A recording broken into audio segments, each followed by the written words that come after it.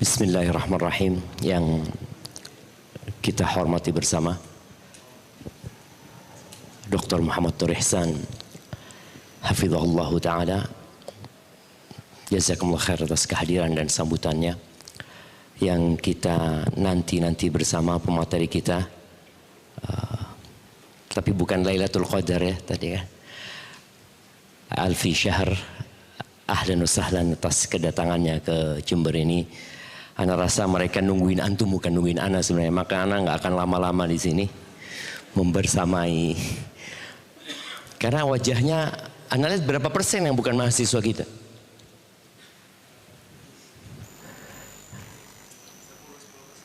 Hanya 10%. Kok ditambah sama antum? Tadi 10%. Ini ada khilaf di antara panitia ini.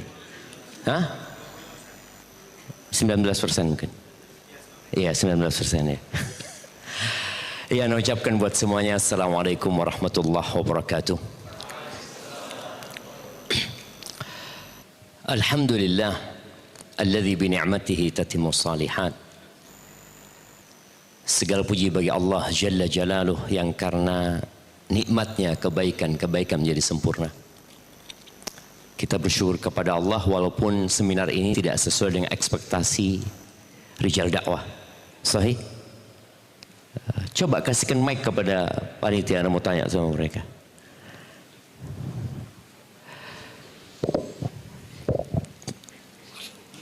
Nah, pegang. Antum berharap berapa persen seharusnya yang bukan mahasiswa? 50 ke atas sebenarnya.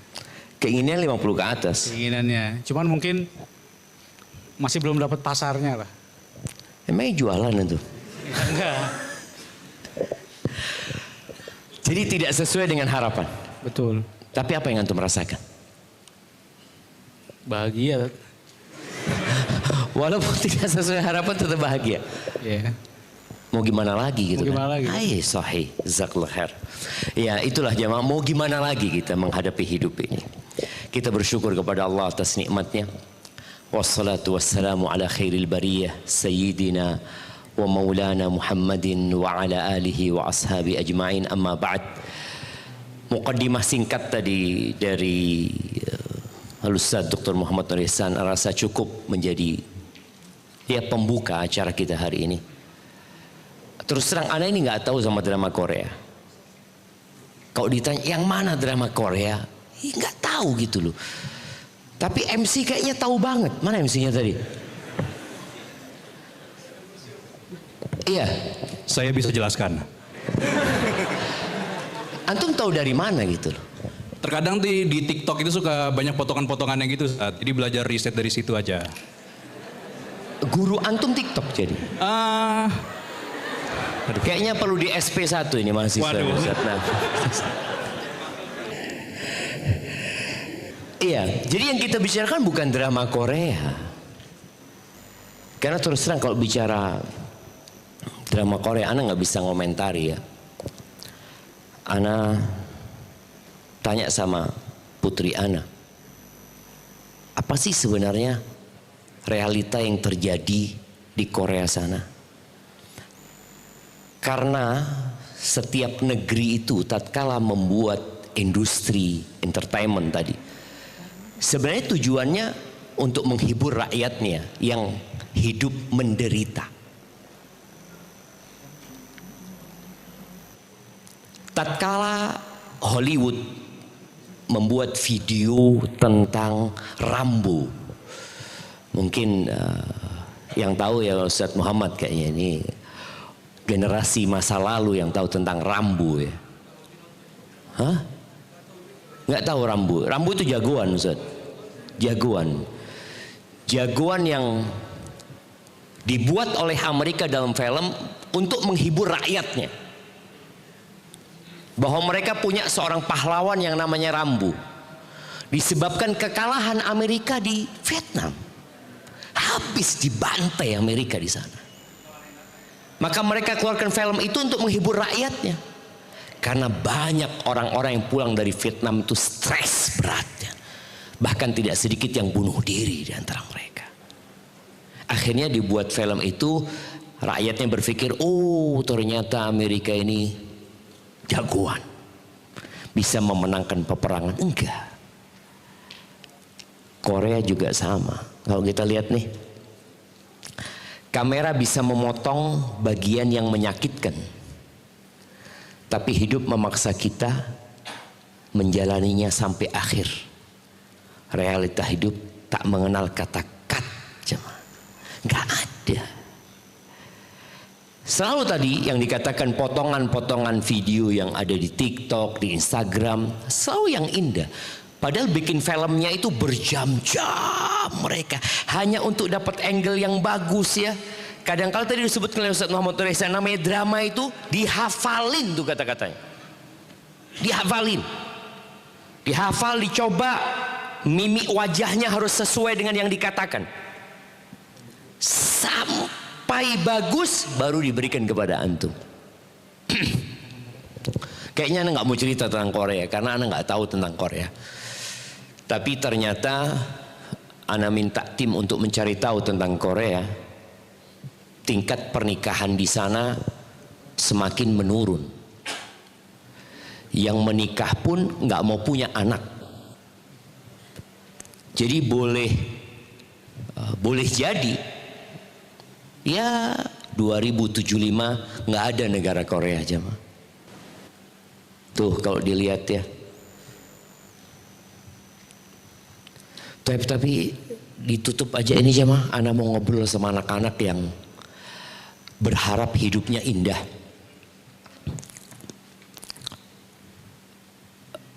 50.000 tahun sebelum penciptaan langit dan bumi, ada sebuah kejadian yang kalau kita ingat dengan kejadian itu, apapun yang terjadi sama antum tadi yang tidak sesuai dengan realita, antum akan tenang hidupnya. Apa kejadian itu jemaah? 50.000 tahun sebelum bumi ini ada. Bahkan nama kita pun belum tertulis pada saat itu. Sebelum langit yang menjadi atap buat bumi yang kalau malam hari kita melihatnya indah ya, tapi kadang-kala berkabut. Kadang-kala ada awan tebal yang membuat kita tidak bisa menikmati langit itu. Penulisan takdir.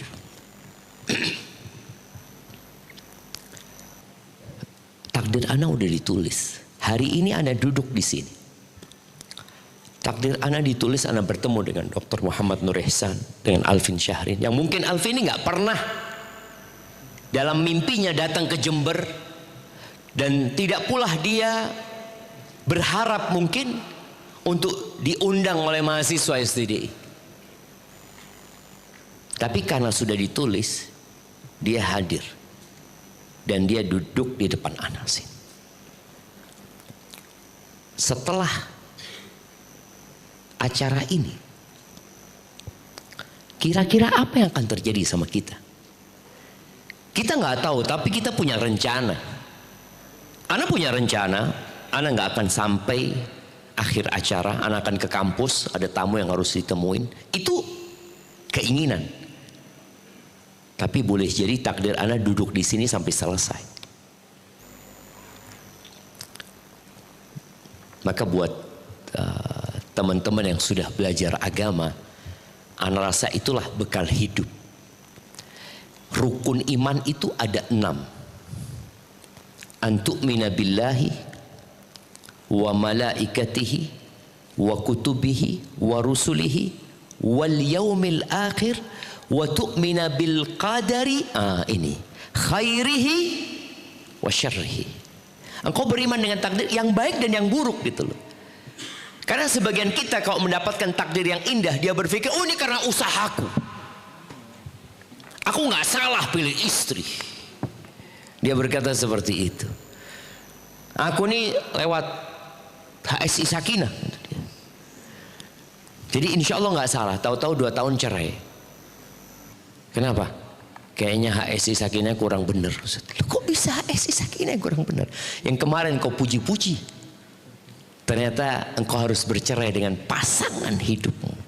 Maka kita lihat tadi, beriman dengan takdir yang baik dan yang buruk. Semua lahir di muka bumi ini dengan garis takdir yang sudah ditetapkan.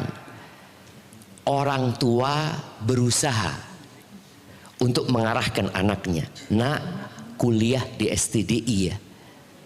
Antum suka kuliah di STDI? Sebagian enggak.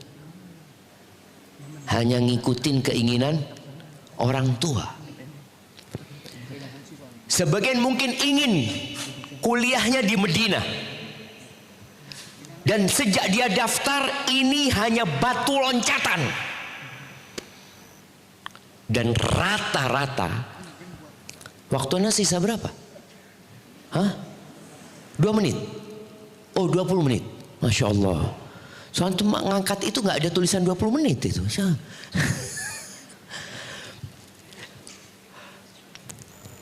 Rata-rata mahasiswa itu nggak ingin kuliah di STDI. Karena belum diterima di Madinah, maka daftar di STDI.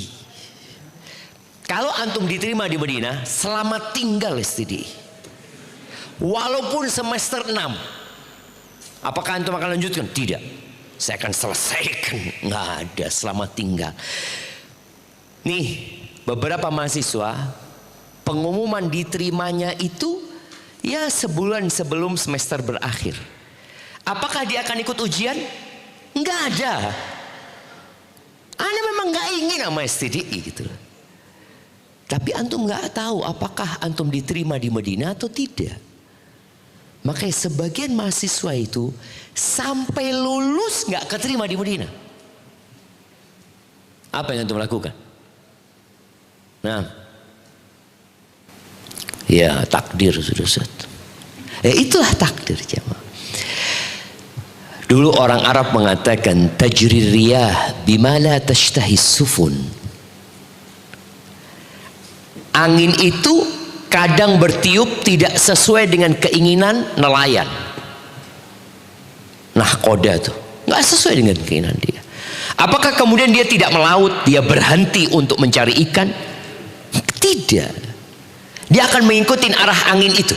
Bismillah sudah. Anak inginnya ke timur, tapi angin ingin mengarahkan ke barat. Apa yang kau lakukan? Berangkat ke barat kita. Dan boleh jadi di situ ada keindahan yang Allah sediakan yang antum nggak tahu. Rata-rata mahasiswa tuh ingin nikah umur berapa? Nah, 19. Belum jadi mahasiswa dia. Nah, coba kasih mic. Anak mau tanya sama mahasiswa yang di depan nih. Nah, pegang antum. Umur berapa antum sekarang? 25 Ustaz. 25. Kepingin nikah umur berapa? 19. Sudah telat 6 tahun nih antum nih. Nah, kira-kira antum menikah umur berapa? Udah telat nih. Target antum udah nggak tercapai. 36? Gak ada rencana. Udah nggak ada rencana ya? 40 nggak apa-apa juga. Hah? Belum. Mau nikmatin single era dulu Ustaz. Katanya 19 antum. Ana takut antum menikmatin masa single itu sampai umur 45. Mungkin nggak? Maybe. Tuh, jadi maybe jemaah. Nah jemaah, mungkin. Dan mungkin sampai mati dia tidak menikah. Mungkin nggak? Nggak ada yang tidak mungkin jemaah. Kita itu sudah ditetapkan takdirnya. Ya, tapi tetap Ustaz Muhammad tadi menjelaskan ya, bahwasanya namanya roja, yang namanya harapan itu tetap harus ada usaha. Bagaimana antum berusaha semaksimal mungkin. Ketika usaha sudah maksimal dan antum gantungkan kepada Allah, apapun yang terjadi, yakin fa inna ma'al usri yusra.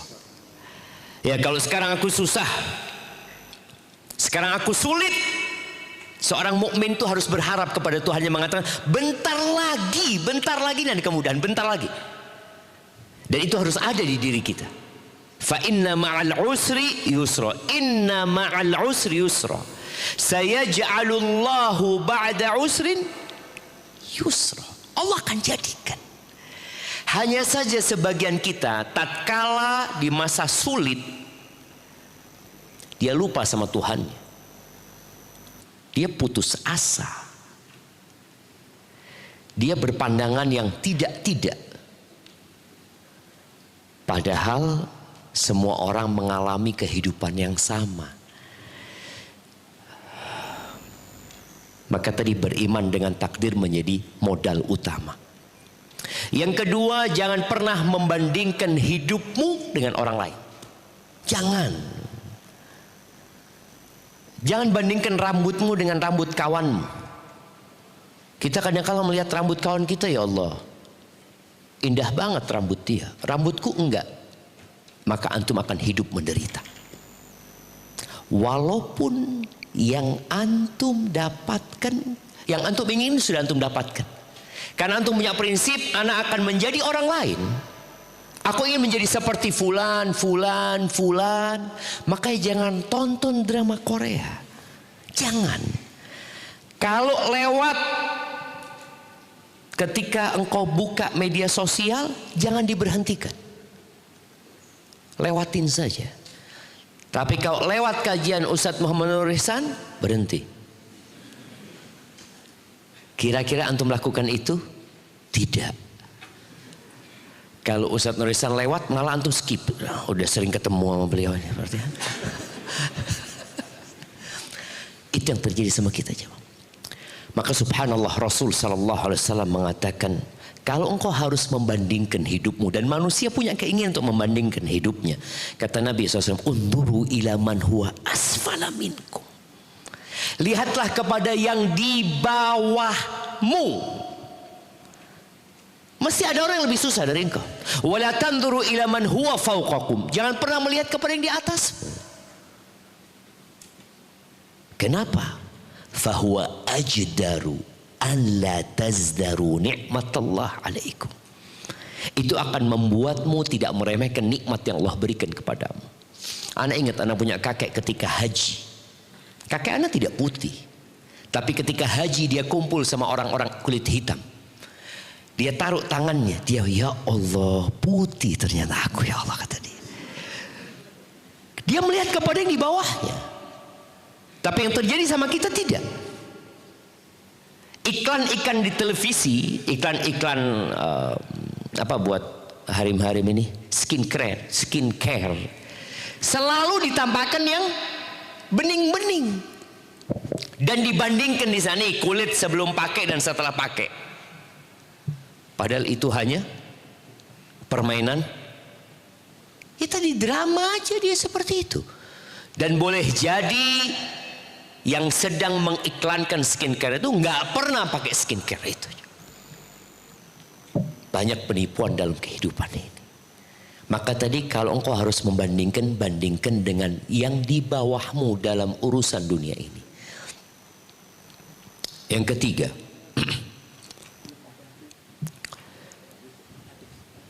nah, Mike, anak mau tunjuk mahasiswa, ya. Kasihkan kepada yang baik kayak baju batik mahasiswa. Untuk milih mahasiswa yang pakai baju batik. Ini. Masya Allah. Nah, siapa nama antum? Abdul Halim. Abdul Halim. Kapan terakhir antum ziarah kubur, Abdul Halim?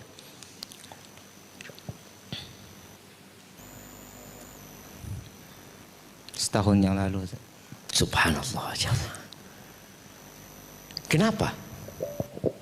Soalnya nggak ada yang perlu diziarahi. Bid'ah apa ziarah kubur itu? Kenapa Abdul Halim? jarang pulang ke kampung. Oh, jadi antum ziarah kubur kalau di kampung aja? Di sini banyak kuburan, nggak kelihatan antum? Hah? Nggak kenal sama yang mati di sini gitu kan? Iya. Siap, jazakallah khair. Barakallahu fikum. Ziarah kubur jam.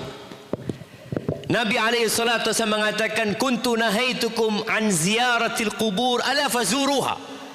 Ziarahi kubur sekarang. Fa innaha tudzakkirul akhirah. Ziarah kubur itu mengingatkan kepada akhirat.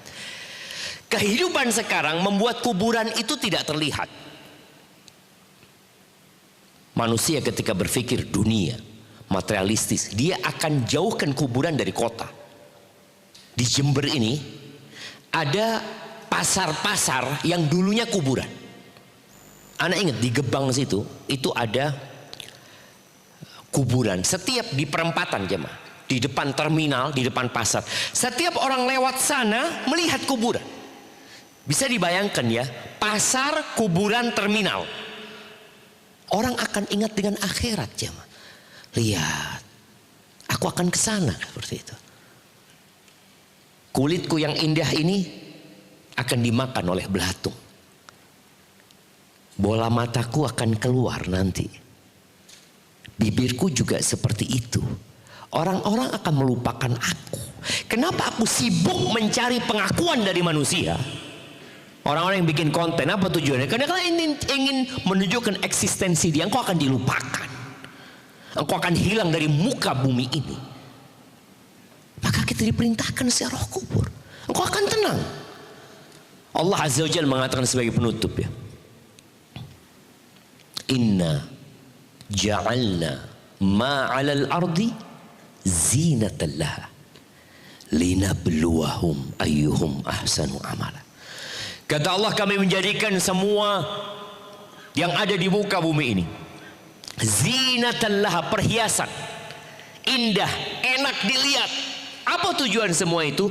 Linabluwahum ayyuhum ahsanu amala, untuk menguji siapa di antara mereka yang paling baik amalannya. Wa inna laja'iluna ma 'alaiha sa'idan juruza. Kata Allah, kami akan jadikan semuanya itu menjadi tanah kering tandus. Ya, semoga ketika antum membuat rencanakan yang indah. Jangan pernah rencana antum itu setengah-setengah. Mahasiswa gimana lulus cum laude. Kalau ternyata nilainya nggak sampai situ, alhamdulillah. Antum bersyukur kepada Allah dan tambah semangatnya, berdoa, semoga Allah mudahkan semuanya. Itu mungkin dapat Anda sampaikan karena Anda berharap saudara kita Alvin Syahrin lebih banyak bersama antum di sini, apalagi dia umurnya nggak terlalu jauh dari antum. Nah, Alvin nikah umur berapa? Oh, sebentar lagi insya Allah. Jangan lupa undangan ya. Ana yang khutbah nikah. Siap ya? Betul zaman. Insya Allah kita semua diundang di pernikahannya Alvin loh. Bismillah. Mungkin ngundang kita. Mungkin ya, insya Allah semua yang hadir di sini undangannya dari Ana dulu. Baik, jazakallah khair. Semoga Alvin bisa lebih membersamai antum untuk bercerita tentang kehidupan ini. Apalagi banyak tulisan-tulisan beliau yang menginspirasi mahasiswa, dan nasihat Ana, jangan lagi tonton drama Korea. Terus apa yang ditonton Ustaz? Kajian Ustaz Muhammad lah. Barakallahu fikum. Naam, tafadhal. Kami ucapkan terima kasih jazakumullah khairan kepada Ustaz Syafiq atas pemaparan materinya. Dan kita lanjut ke acara selanjutnya, yaitu adalah sesi tanya jawab. Kami persilahkan mungkin dari ikhwan dulu yang ingin bertanya, silakan angkat tangan. Yang sebelah sini Mas. Silakan perkenalkan diri, dari mana, umur berapa, sudah menikah apa belum, ekspektasinya seperti apa, nggak ada yang bercanda.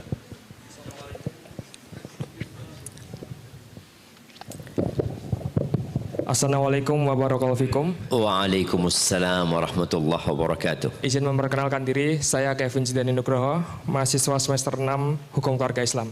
Masya Allah, belum keterima di Madinah? Belum Ustaz. Belum, insya Allah, moga Allah mudahkan gitu. Amin. Izin bertanya Ustaz. Nah, sebagaimana dalam nas-nas syar'i bahwa menikah akan memudahkan rezeki, meskipun sebelumnya orang tersebut fakir. Seperti pada firman Allah SWT dalam Quran surat An-Nur ayat 32. Iyakunu fuqara'a yuknihumullahu min fadlih. barakallahu fikum.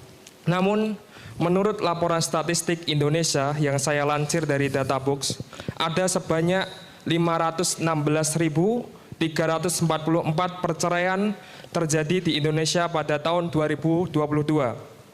Dan di antara banyak penyebabnya, penyebab ekonomi menduduki nomor 2 penyebab perceraian terbanyak, yakni sebanyak 110.932 kasus atau setara 24,75%.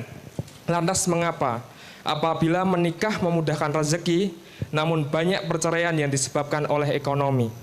Bagaimana memahami dan mengamalkan firman Allah pada Quran Surat An-Nur ayat 32 tersebut? Jazakumullahu khairan. Kayaknya Anda harus berdiri jawab ini jemaah. Taib.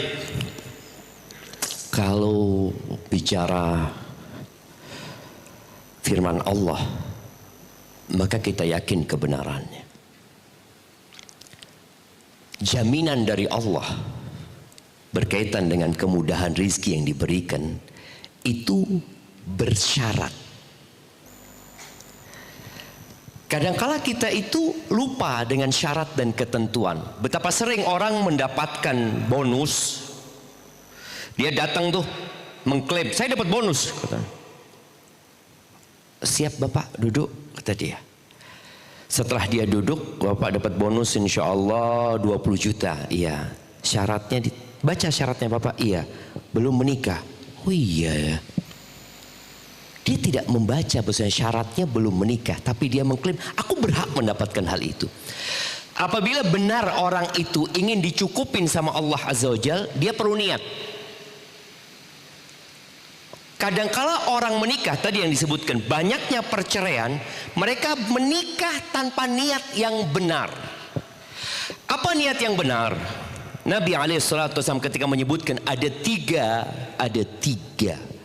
manusia yang Allah akan kasih jaminan, Allah akan bantu mereka.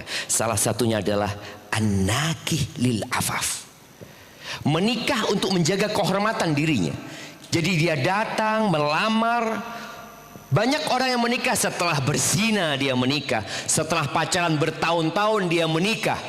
Kemudian dia berpikir kalau dia menikah dengan fulana dia akan hidup penuh dengan kebahagiaan. Ternyata enggak.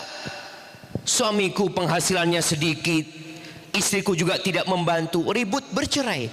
Tapi ketika seorang menikah untuk menjaga kehormatan dirinya, berarti dia tahu dia menikah dalam rangka mendekatkan diri kepada Allah Azza wa Jalla.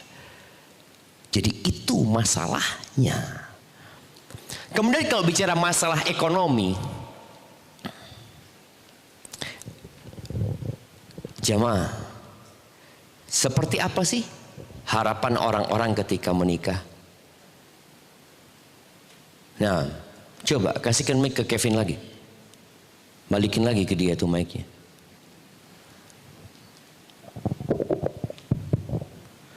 Harapannya berkecukupan dan bahagia. Berkecukupan. Cukup seperti apa sih? Sesuai kadar kifayah orang masing-masing. Gitu. Kalau pas antum butuh mobil, ada mobil gitu ya. Cukup pas mau jalan-jalan ke Korea, cukup duitnya gitu kan. Gitu maksudnya. Ya Ustaz.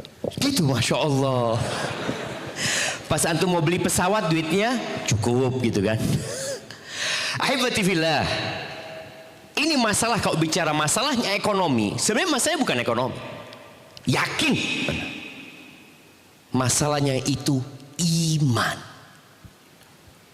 Rasul sallallahu alaihi wasallam mengatakan, "Laisal ghina an kathratil arad." Kekayaan itu bukan dengan banyaknya harta benda ya.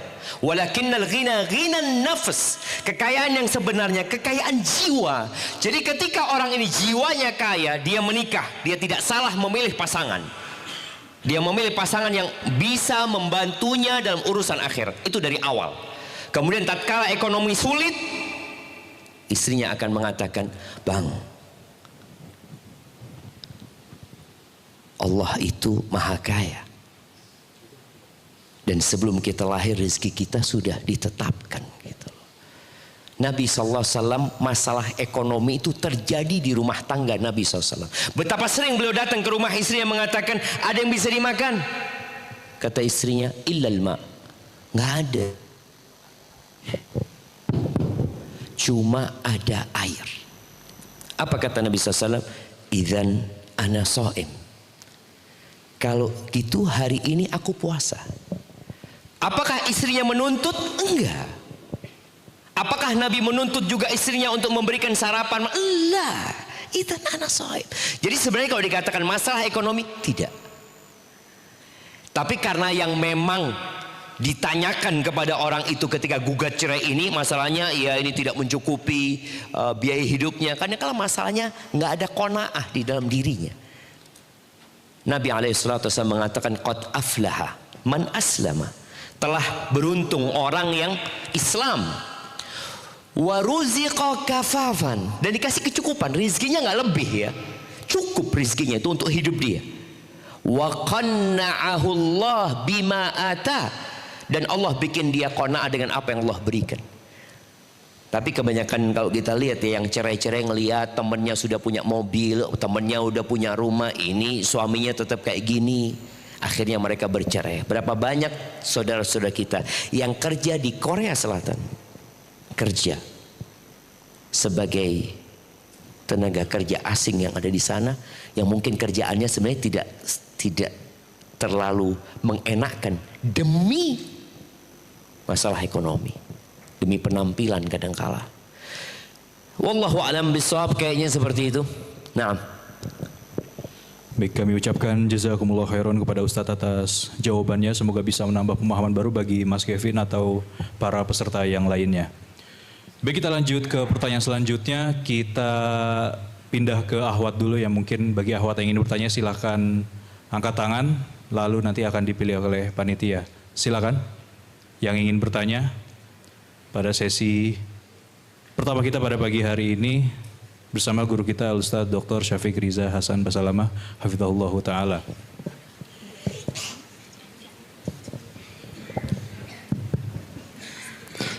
Baik Ustadz, ini ada titipan pertanyaan dari salah satu peserta. Bismillah, assalamualaikum. Afan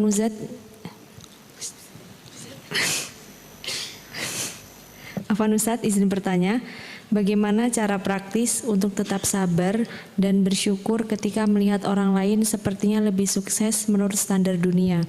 Dan apakah ada tips dari Rasulullah Sallallahu Alaihi Wasallam untuk menerima kenyataan pahit tanpa kehilangan semangat beribadah? Jazakumullahu khairan. Subhanallah jamaah. Iya. Kalau bicara bagaimana kita tetap bersyukur dan bersabar, tadi sebenarnya udah disampaikan ya.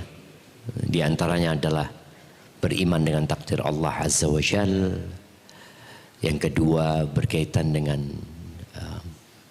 memandang kepada yang di bawah kita.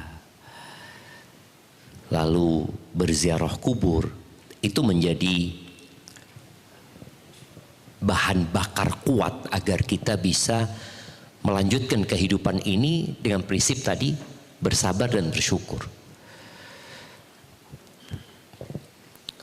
Tapi kalau kita tidak mengikuti tips yang diberikan Nabi SAW, maka kita akan menderita. Orang kaya itu tetap akan menderita kalau ternyata dia tidak memandang kepada yang di bawahnya. Sampai ada cerita salah satu dari salafus saleh ya, dia mengatakan, aku itu kumpulannya orang kaya. Biasalah orang kaya kumpulnya sama orang kaya. Ketika kumpul sama orang kaya, aku selalu merasa kurang.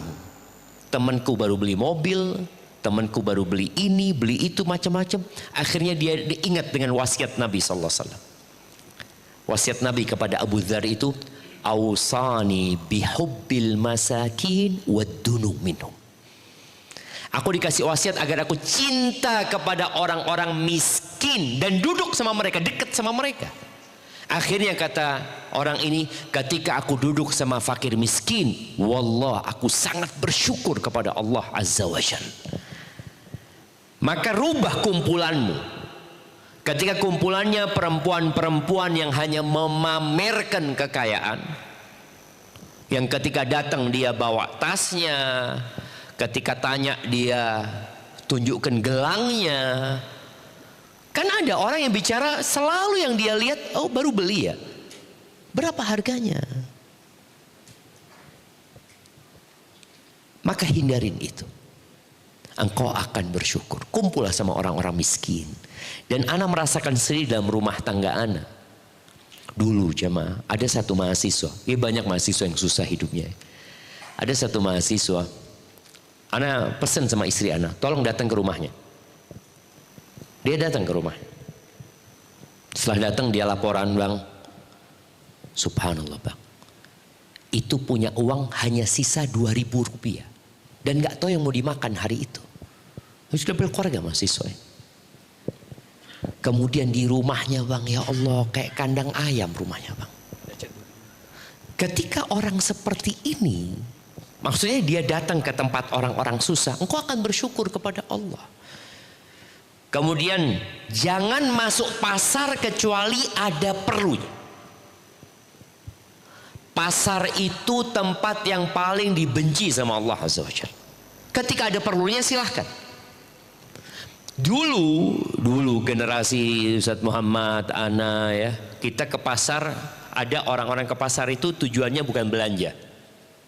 Tapi apa? Cuci mata. Dulu gitu istilahnya. Ngapain? Jalan-jalan lama. Cuci mata.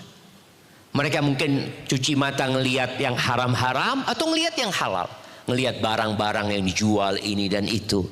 Sekarang pasarnya ada di tangan kita. Jangan pernah masuk ke Shopee, ke Tokped, apalagi marketplace yang ada. Jangan pernah masuk ke sana kecuali engkau punya niat mau beli sesuatu.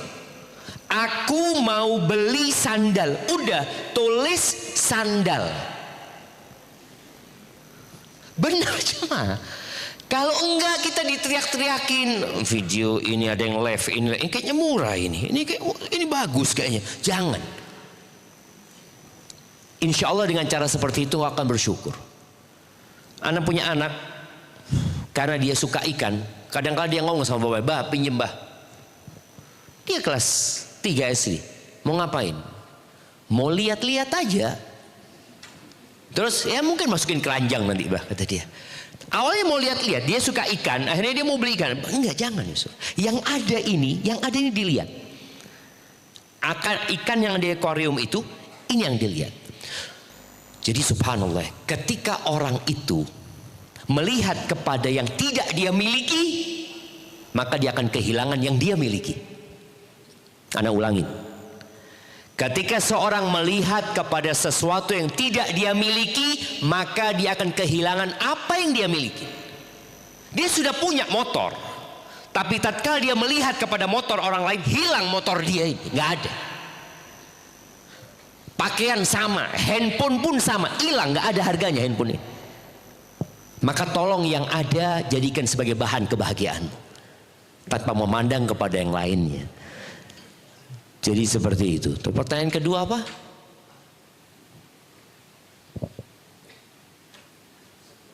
Apa pertanyaan kedua tadi jemaah? Bagaimana tips dari Rasulullah mungkin? Apakah iya? Apa iya? Iya. Bagaimana tips Rasulullah untuk mengatasi? Kan udah barusan. Berarti itu aja. Nah, udah terjawab apa belum yang tanya tadi? Sudah Ustadz, tapi ada pertanyaan lain. Apakah boleh Ustadz? Oke, siap, tafadhal. Assalamualaikum Ustadz, bagaimana cara menghilangkan keraguan untuk menikah jika masih sering memimpikan? Afan diulangin. Bagaimana? Bagaimana cara menghilangkan keraguan untuk menikah jika masih sering memimpikan seseorang dari masa lalu dan hal itu